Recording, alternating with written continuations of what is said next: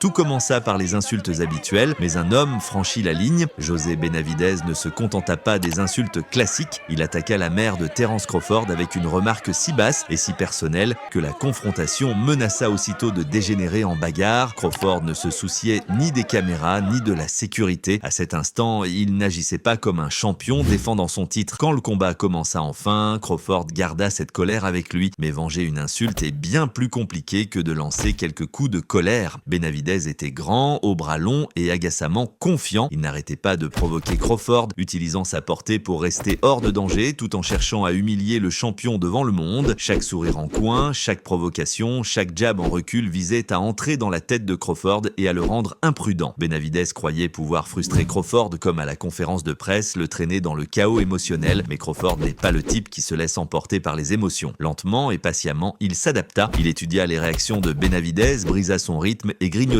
son endurance avec des coups puissants au corps. Même quand il poussa trop et se fit surprendre par des contres, il ne reculait pas de sa mission. On lisait tout cela dans ses yeux. Ce n'était plus du simple travail tactique, c'était une fureur contrôlée, aiguisée par l'expérience et la discipline. Au fil des rounds, la pression de Crawford devint plus nette, la colère ne disparut pas, elle se transforma en précision. Son timing s'affina, son jeu de jambes se resserra et ses coups commencèrent à toucher comme une fatalité. Comme l'a dit Mike Tyson, la rage peut te détruire ou te nourrir. Cette nuit-là, Crawford s'en servit comme d'une arme, transformant chaque blessure émotionnelle en concentration. Le 12e round devint le moment qu'il traquait depuis l'insulte. Crawford trouva l'ouverture, lança une séquence finale brutale et porta le knockout qu'il voulait depuis le début.